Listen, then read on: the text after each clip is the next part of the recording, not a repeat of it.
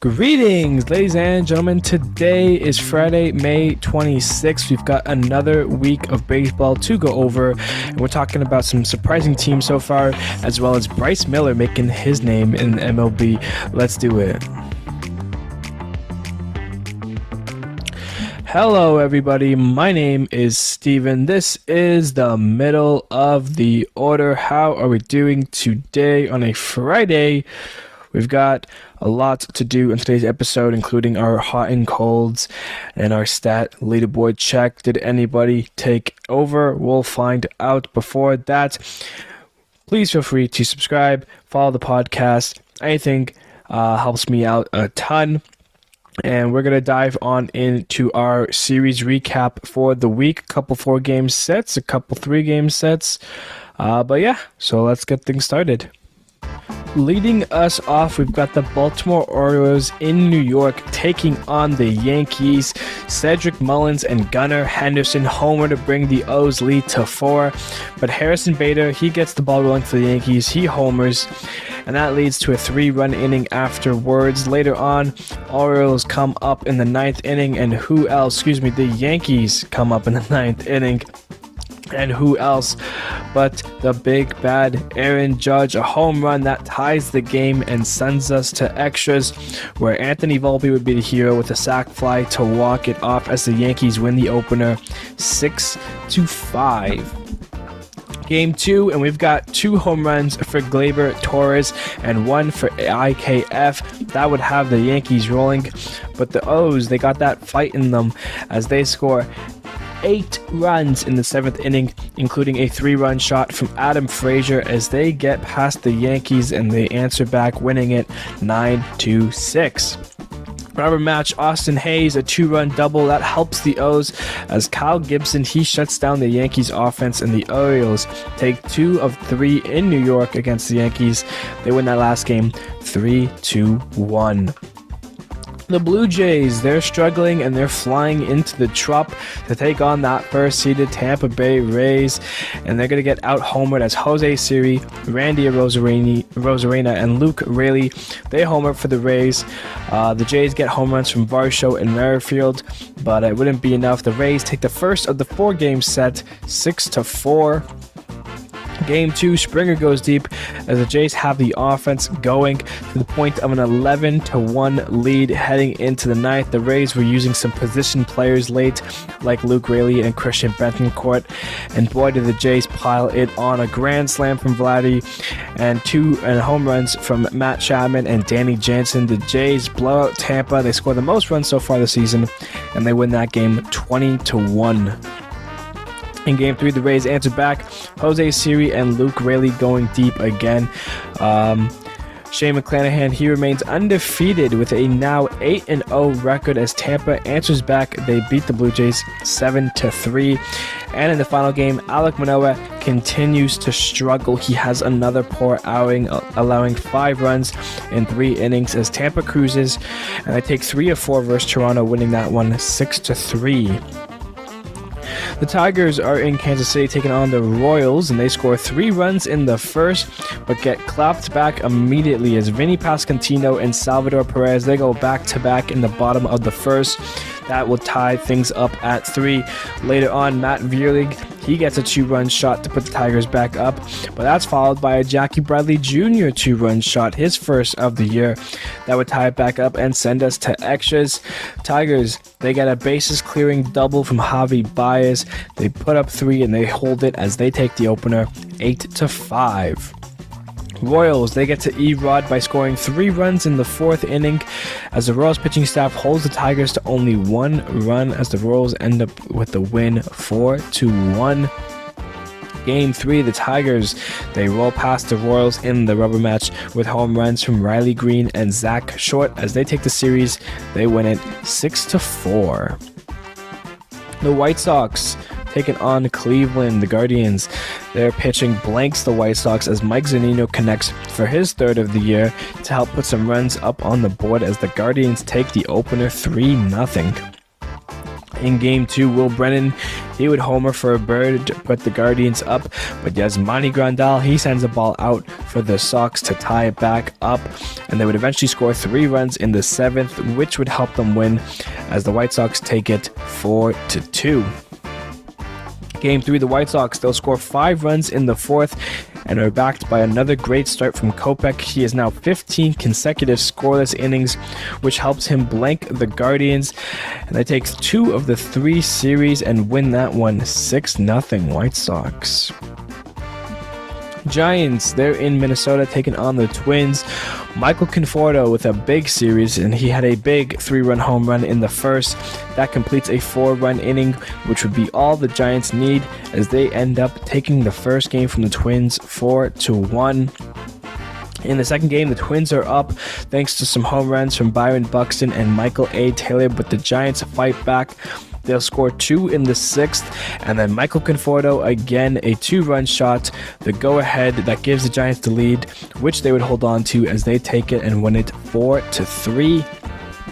And in Game 3, Eduardo Julian, he hits a leadoff home run for the Twins, and that was only the start as Joe Ryan holds Giants to 1 run, and not just his 7th win of the year. The Twins avoid the sweep, and they win and beat the Giants 7-1. The Red Sox are in LA taking on the Angels, and the game tied at 1 heading into the 8th. It's Mickey Moniak, the young guy, who helps the go-ahead home run, his 3rd of the year, and he starts to heat up as the Angels take the first game 2-1.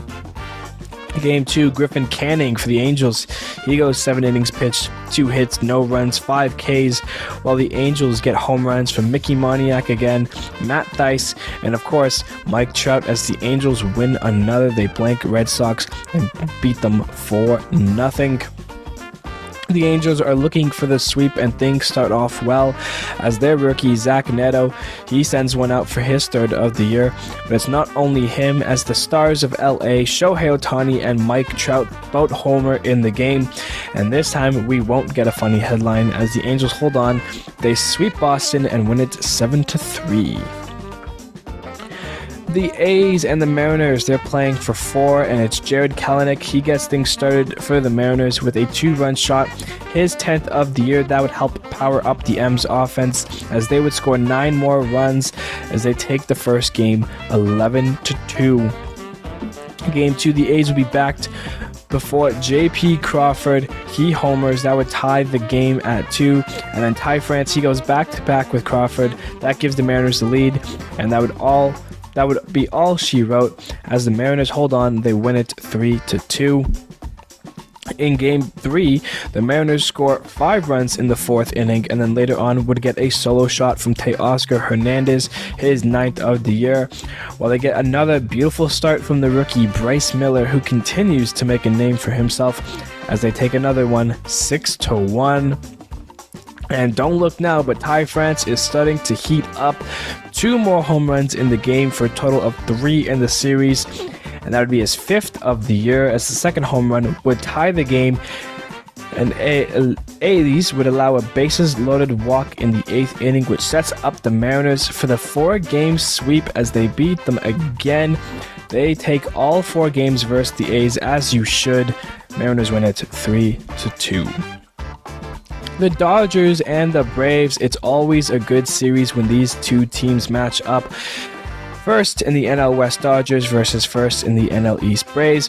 The Braves would get off to an early start with a 3-run shot from Eddie Rosario, but don't get ahead of yourself as JD Martinez homers to bring the Dodgers close, and then Freddie Freeman versus his former club, a 3-run shot gives the Dodgers the lead.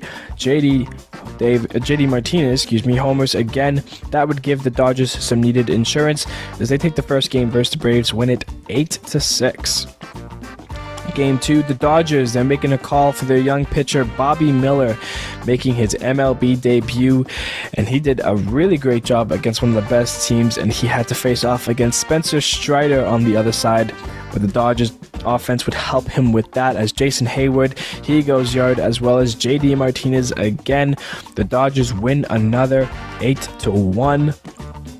They're looking for the sweep, but the Braves will have an answer. Matt Olson and Marcell Ozuna, they homer for the Braves, while Mookie hits one out for the Dodgers. We'd be tied at 3 heading into the 9th, and it would be Ozzie Albies. He plays the hero with a walk-off sac fly. The Braves avoid the sweep, and they win it 4-3. The D-backs are in Philadelphia taking on the Phillies, and Lourdes Gurriel Jr. continues to roll. He goes 4 for 4 with a home run and a double as the D-backs take the first game versus the Phillies, winning it 6-3. In Game 2, it's the other piece, Gabriel Moreno.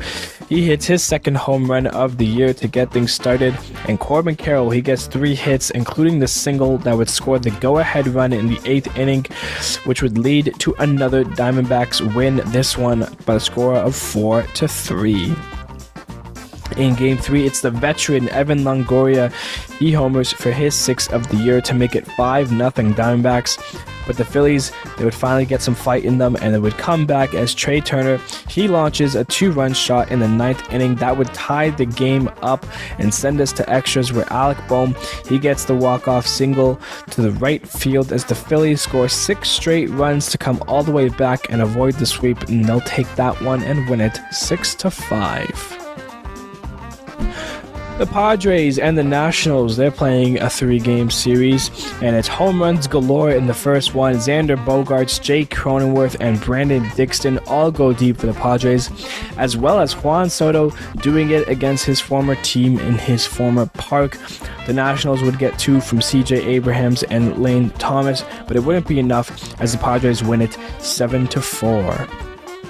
Game 2, the Nationals, they ride a 4-run second inning all the way to the end as the Padres would try and come back but fall short as the Nationals win it 5-3. In Game 3, the Padres, they would have a 4-run lead before the Nationals would go on to score 5 runs in the 7th and take the lead, but the Padres were not done as Rougned Odor, he launches a 3-run shot in the 9th inning to give the Padres the lead late, which would lead them to a much-needed series win as they take it 8-6. The Mets and the Cubs face off for 3 as the Cubs come out swinging with Matt Mervis and Seiya Suzuki going yard early. Pete Alonso, he hits home run number 18 on the year. And how about Christopher Morel? He was on the thumbnail on Monday, and he goes yard again to homer in 5 straight games as the Cubs take it and win it 7-2. Game 2, Francisco Alvarez, he gets to Stroman with his 6th home run of the year, but the Cubs would score 4 straight, including a Nico Hoerner home run, as the Cubs take another, but some Mets were not happy with Stroman. We'll dive into that a little bit later on. The Cubs win it 4-2. And in the final game, it's the Cubs starter Kyle Hendricks. He is back and healthy and making his season debut, but it did not go according to plan against the Mets because they were fired up from last night, and they went on to score 10 runs, including his league-leading 19th home run from Pete Alonso. The Mets avoid the sweep and win it 10-1. The Rangers and the Pirates, a fun little matchup here. The Pirates, they score 5 runs in the 7th, including a grand slam from Marcano. The Rangers would make it interesting, scoring 3 runs late, including a Josh Jung bomb, but the Pirates hold on. They beat the Rangers and win it 6-4. Game 2, Josh Jung, another home run, his 11th of the year. And how about this Rangers pitching staff who just continues to dominate? This time it's Nathan Eovaldi with the complete game 1 run. That leads Texas, and they take it 6-1. Game 3, it's a rubber match, and it starts with the Rangers scoring 3 runs in the first inning, including a home run from Marcus Semien. That's all Texas would need as the pitching staff holds on to the Pirates throughout the game. The Rangers take it, and they win the series 3-2. The Astros in Milwaukee taking on the Brewers. Rowdy Tellez, he clubs his 12th home run of the year for the Brewers, but the Astros, they would answer with 5 home runs in the game from Corey Julks, Martin Maldonado, Mauricio Dubon, and 2 home runs from Yordan Alvarez. 1 was a grand slam as the Astros, they run away with it, winning it 12-2. In Game 2, the Brewers pitching staff blanks the Astros as Joey Weimer and Owen Miller go deep for the Brew Crew. They take the W and win it 6-0. And in the rubber match Game 3, Willie Adames, Owen Miller, and Brian Anderson go deep. Once again, they blank the Astros, led by Adrian Hauser, as the Brewers win the game and the series, taking it 4-0. The Cardinals and the Reds, they would play 4, and it's Paul DeJong who plays a big part in the first game, as he has a home run and the double that would score the game-tying run in the 8th inning to tie it up, which sends the game to extras. But it's a simple Nick Senzel sac fly for the Reds that walks it off for them, as they take the first of the 4, winning it 6-5. Game 2, it's all about the goalie. Paul Goldschmidt hits not just 1 but 2 home runs in the game, as he helps lead the Cardinals past the Reds, and they'll take it 8-5. But the Reds, they bounce back in the third game, scoring 4 runs in the first and adding on from there, as they end up scoring 10 runs in the game, and they beat the Cardinals there 10-3. Final game, that's a pitcher's duel between Miles Mikolas and Luke Weaver, as we would be tied 0-0 after 7 innings, but the Cardinals, they score 2 runs with the help of a Nolan Gorman double in the 8th inning. As the Cardinals take it, they split the 4-game series versus the Reds. They'll win that one 2-1. Last but not least, we've got a 4-game set between the Marlins and the Rockies. And it's the Rockies. They would get a go-ahead home run from Elias Diaz in the 6th inning and would not look back, as they would hold on to the first game and win it 5-3. In the second game, Jorge Soler and Garrett Cooper, they homer for the Finns, but it wouldn't be enough, as the Rockies, they get a 4-run 5th inning and were able to hold on, beating the Marlins by 1, as they take it 5-4. Game 3, Sandy Alcantara finally has a nice outing after having a few rough ones, and he is backed by his team's offense. Jorge Soler and Jonathan Davis get home runs for the Finns. They'll get an answer game, and the Finns will win it 10-2. Final game here, Game 4, and it would be tied at 2 heading into the 8th, so the Rockies decide to put up 4 runs in the inning. But the Marlins, they would immediately answer back in the top of the 9th with 2 2-run home runs from Jorge Soler and Garrett Cooper that would tie the game back up. So the Rockies would have to score a run in the bottom of the 9th and walk it off on an Ezequiel Tovar single, as the Rockies take 3 of the 4 versus the Marlins, and they win that last game 7-6. Moving right along, we're going to start with our game of the week.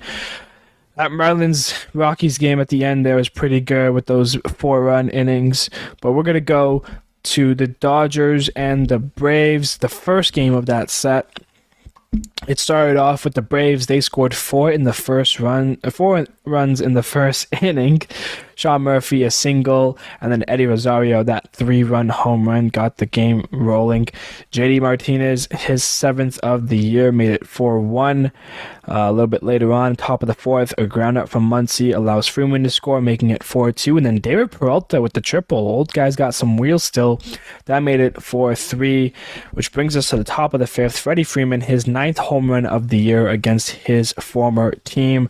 That's a 3-run shot, and all of a sudden the Dodgers are out front 6-4. Bottom of the 5th, the Braves answer with 1. Sean Murphy grounds out, forcing a run in, making it 6-5.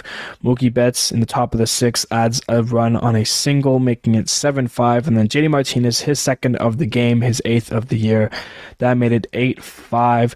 Dodgers, the Braves would get 1 back on a Marcell Ozuna double, making it 8-6, and that would be all she wrote, as the Dodgers get the save from Gratterall, his 3rd save of the year. Morton gets a loss, and that is probably the best game of the week.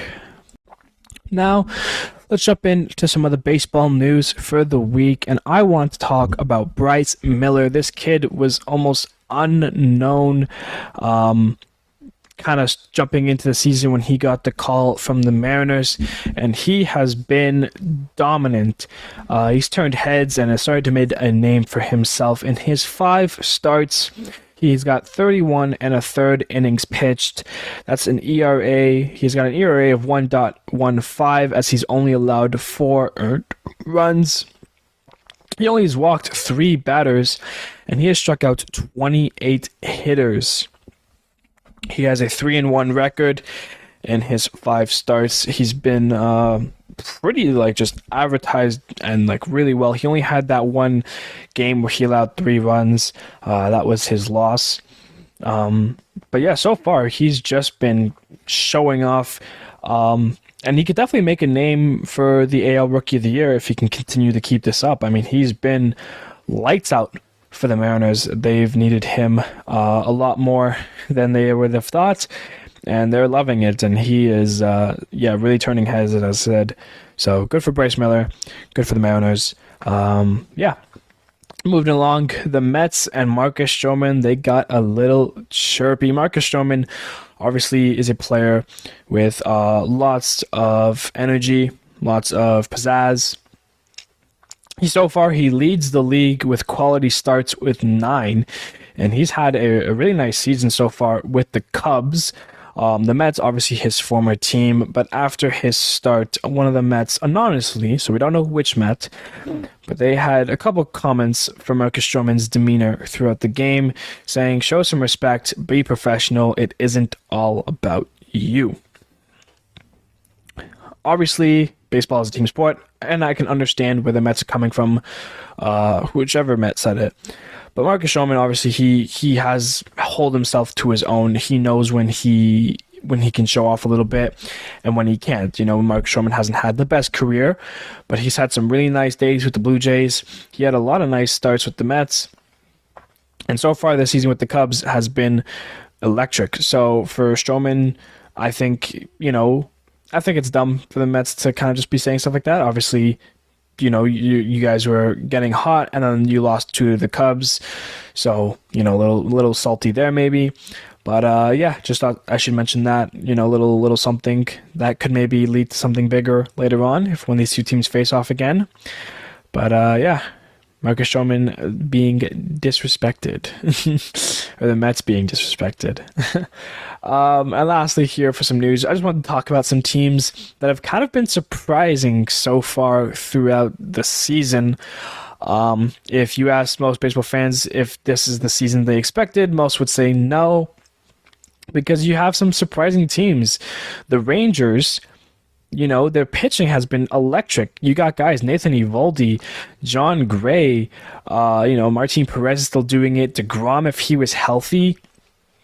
The Rangers have been very, very good. Of course, they're leading the AL West. I would not have thought that. I thought maybe the Astros, or no, most likely the Astros, maybe the Mariners. I would have thought that the Angels would be leading more so than the Rangers. But hey, props off to the Rangers. You guys have been doing really well. Baltimore and Tampa in general, I mean, I would not have thought those two teams would be the 1 and 2 in the AL East. Obviously, that division is absolutely, the best by far. But hey, when you think about the season the Rays had, that incredible start, being able to hold on still, they're still the number 1 team, and they've done a really good job. And with the team that they have, their team on paper is not a top 5, not even a top 10 team, but they've performed really well together. In Baltimore, they are starting to have a lot of fun there. I mean, the guys there, Cedric Mullins, Anthony Santander, Ali Rushman, Gunnar Henderson, the list goes on and on. The pitching has looked great. Kyle Gibson, Tyler Wells, Felix Bautista closing it out. I mean, he's an elite closer. He's getting to that point of an elite closer in the game right now. And they're only a couple games back of Tampa. So I mean, hey, Baltimore, go win the division maybe. I don't know. You guys have been a lot of fun. And then for the NL side, the Pirates and the D-backs, they're still up there, The Diamondbacks, obviously they made a nice trade. Lourdes Gurriel has been huge for them. Gabriel Moreno behind the plate has been good. You got guys there like Christian Walker, Ketel Marte, and obviously Corbin Carroll has made a big impact. Pitching-wise, they're led by Zach Gallen. I mean, the D-backs, they might be a couple years out of it still, another 1 or 2 years out of it. But hey, so far you guys are still in second in the West on the Dodgers. You're still playing a great brand of baseball, so I mean, keep it up. And if you're the Pirates, I mean, your team is even worse, but hey, you're pulling it off. I mean, the Pirates have looked good. Yes, they're starting to slowly come back to earth. Obviously, the Brewers won 2 games in the series. Pirates lost 2, so the Brewers continue to expand their lead in the division. But I mean, the Pirates, with the team that they have been nothing short of an expectation and have been playing exceptional baseball. So props to them. And obviously, if you want to flip the script, the Cardinals, they turned it on a little bit, but it's still surprising how poorly they've done. They had a chance to really, jump the Reds and get back in that Central a little bit, but they ended up splitting the 4-game series versus them. So, I mean, hey, if Cardinals are still kind of, they had a huge cold start to the season, had a little bit of a week of hotness, and now they're kind of back to some mediocre, I guess. I don't know. If you're the Cardinals fans, you got to turn it on. I know we're only in May, but you don't want to be like, oh, only in May, and then, oh, it's only June, and next thing you know, it's August, and you guys are still 4th, 3rd in the division, right? But those are some of the surprises so far this season, and that is our baseball news. Now we're going to jump into our hot and colds. Starting us off on the hot side, Josh Jung from Texas, 10 for 23, 3 home runs, 9 RBI, 7 runs, 3 walks, good for an OPS of 1.413. The Blue Jays may be cold, but George Springer is hot, and hopefully he stays like this. 11 for 25, 2 home runs, a triple, 6 RBIs, 5 runs, 5 walks, good for an OPS of 1.333. Jorge Soler had a big series in Colorado. He's 12 for 30, 4 home runs, 8 RBIs, 7 runs, 2 walks, good for an OPS of 1.288. JD Martinez, a big series in Atlanta. He's 10 for 25, 4 home runs, 9 RBIs, 6 runs, an OPS of 1.367. And lastly, Yordan Alvarez with Houston, 7 for 19, 3 home runs, 7 RBIs, 6 runs, 5 walks, an OPS of 1.447. Flipping the script now, we're starting with our cold players, and it's Andy Ibanez for the Tigers. He's 0 for 24, did not get a hit this week, 4 strikeouts there. Wilson Contreras with the Cardinals, he's 1 for 24 with 7 Ks. Jarren Duran, 1 for 23, 9 Ks. Ramon Laureano with Oakland, he's 2 for 21 with 10 strikeouts. And lastly, MJ Melendez with the Royals, 2 for 22 with 10 Ks. Moving along, we've got our outstanding performances, and we're going to start it off with Nathan Eovaldi, the complete game. 9 innings pitched, 6 hits, 1 run, 1 walk, and 5 strikeouts. Michael Kopech, we mentioned his 15 consecutive scoreless inning streak now. 7 innings pitched, 2 hits, no runs, 1 walk, and 9 strikeouts. Kyle Gibson played the Yankees. 7 innings pitched, 2 hits, no runs, 4 walks, and 3 Ks versus that Yankees offense is pretty impressive. Shane McClanahan, we've mentioned his dominant season so far as he continued with 7 innings pitched, 4 hits, 1 run, no walks, and 7 Ks. Couple of Mariners next. Luis Castillo, 6 innings pitched, 4 hits, no runs, 2 walks, and 8 Ks. And then Logan Gilbert, 8 innings pitched, 3 hits, 2 runs, no walks, 6 Ks there. Bobby Miller with the Dodgers, he's made his MLB debut versus the Braves. Is very nice. 5 innings pitched, 4 hits, 1 run, 1 walk, and 5 Ks there. We mentioned Marcus Stroman, 8 innings pitched, 4 hits, 2 runs, 2 walks, and 3 Ks. And lastly, Miles Mikolas, 7 innings pitched, 5 hits, no runs, no walks, and 5 Ks for the Cardinals there. Those are your outstanding performances. Looking over to our stats leaderboard, I can safely say that in terms of from last week to now this week, there is absolutely no change in any of the stats, in terms of the leaderboard, at least the players, except for OPS. Aaron Judge is now leading the league in OPS, sitting at 1.032. But everyone else is still the same. Average is Luis Arias, now at at average 371. Bo Bichette still in hits, 71 there. Pete Alonso, home runs, 19. Adolis Garcia, 49 ribbies. Ronald Acuna, 46 runs. Juan Soto, 48 walks. Esteury Ruiz, 26 stolen bases. Win, Shane McClanahan with 8. ERA, Sonny Gray, 1.82. K, Spencer Strider at 97, and saves, Emmanuel Clase, 16. I'm sure we'll have some shakeouts throughout the year, but at least for right now, it looks like this is going to be kind of how things roll. I think Bo Bichette's going to lead the hits for a while. Pete Alonso probably the home runs. Garcia is close to getting his RBIs taken by. OPS always changing. Juan Soto safely leads the league in walks, so we'll see if anyone ever takes him over. ERA will change. The wins might not. Shane McClanahan just might continue to rack him up unless he cools off. The saves will change. But yeah, for now, stat leaderboard very similar to last week. Taking a look at the weekend coming up, the Dodgers are in Tampa taking on the Rays, a little 2020 World Series rematch there. The Padres, they're in New York taking on the Yankees. Rangers in Baltimore, that's a very fun series. The Blue Jays in Minnesota taking on the Twins, trying to get away from some AL East competition to see if they can get back to their winning ways. The Nationals and the Royals, Cardinals and Guardians, White Sox and Tigers, Pirates and Mariners, that's a fun one, a little nice color scheme there. Good stuff there. Astros and A's, the Marlins taking on the Angels, the Phillies and the Braves in an NL East duel, Reds and Cubs, Giants and Brewers, the Mets and the Rockies, and rounding it up, we've got the Red Sox and the Diamondbacks. Now, before we end, let's take a look at our playoff predictor for the week. Couple teams entered, a couple teams exited. Blue Jays is the first time they're going to miss the playoff predictor. But let's get things rolling off. The wheel has been spun, and we have what would be the outcomes of the playoffs if it started today. Starting it off with the AL wild card, the Astros in the 6th seed taking on the Twins, and it's Minnesota who takes down the Astros and heads to the division series. Yankees in the 5 seed, Baltimore in the 4th seed, and it's Baltimore who beats the Yankees, and they're off to the DS. Twins versus the Rays. Surprise, surprise, it's the Minnesota Twins, and then Baltimore versus the Rangers. Surprise, surprise, it's Baltimore.